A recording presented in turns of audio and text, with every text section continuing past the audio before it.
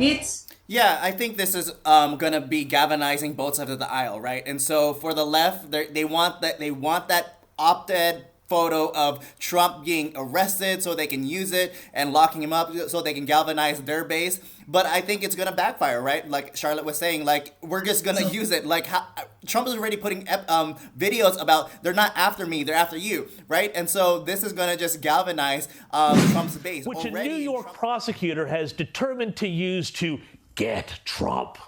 A, quote, highly political district attorney, unquote, in New York with, quote, no crime being able to be proven and based on an old and fully debunked numerous other prosecutors' fairy tale, unquote, said Donald Trump, was planning to arrest him on Tuesday of this week.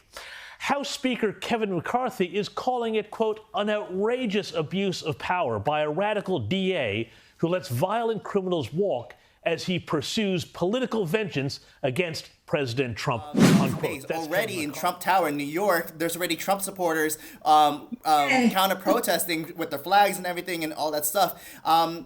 And again, I think this is gonna just look bad on their base, right? And you have people like, again, people in the middle, kind of like a Joe Rogan saying like, look how authoritative the left is becoming. So again, this is just be really bad on and backfire on the thing. Hopefully, like Charlotte, nothing really bad is gonna happen. This is just going to be just another news cycle, another January 6th. And obviously, they don't want to talk about January 6th because of all the footage that was coming out and actually vindicating what the Trump supporters were talking about. And last thing, before I'll pass it on to someone else, is for DeSantis. Okay, DeSantis also had a press thing about him talking about what's going on, that he won't even intervene. And I think that's looking really bad on DeSantis as well, because this could be very much as like, I'm going to defend one of my residents of Florida. You know, how are you going to attack? And he said this is a political attack. So he's not even giving a backbone on a person who's a front runner just because he's going to be running.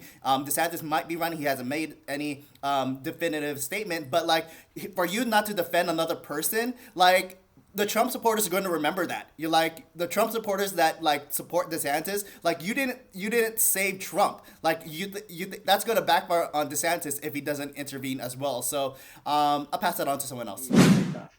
Yeah, can we also point out, like, Jen Psaki was, I forgot where she was talking about this, but, like, she was saying Biden is going to wake up, like, the next morning at 9 a.m. He doesn't wake up at 9 a.m., and he bailed him out. Like, and that's what people need to hear from him. Now, it's important to note, President Biden does nothing at 9 a.m. He is a night owl. So the fact that he is doing this at 9 a.m. anyway speaks to how vital the White House recognizes it is for him to have his voice out there, conveying that to the American public.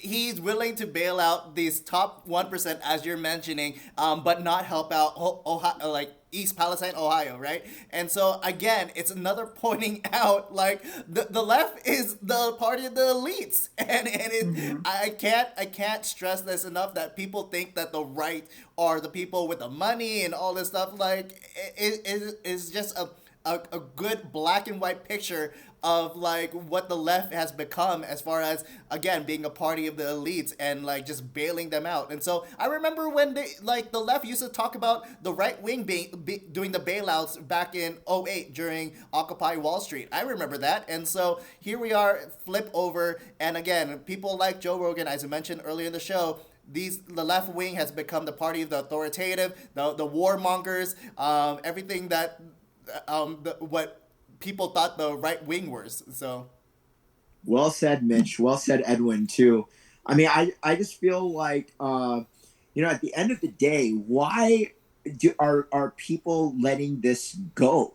Why isn't there more outrage? That is a question that I've been asking. The media is responsible for that because, like you said, the donors, the wealthy Democrat donors, a lot of them had billions in SVB. One of the big donors, I believe, who is a donor to the Democrats who had a lot of money in SVB, was Oprah Winfrey, and she's good friends with Barack Obama. So you've got major figures, and it's kind of gone under the radar, of course, because where's the media? But major figures who have money in that bank that are getting bailed out because they're friends with the top Democrats.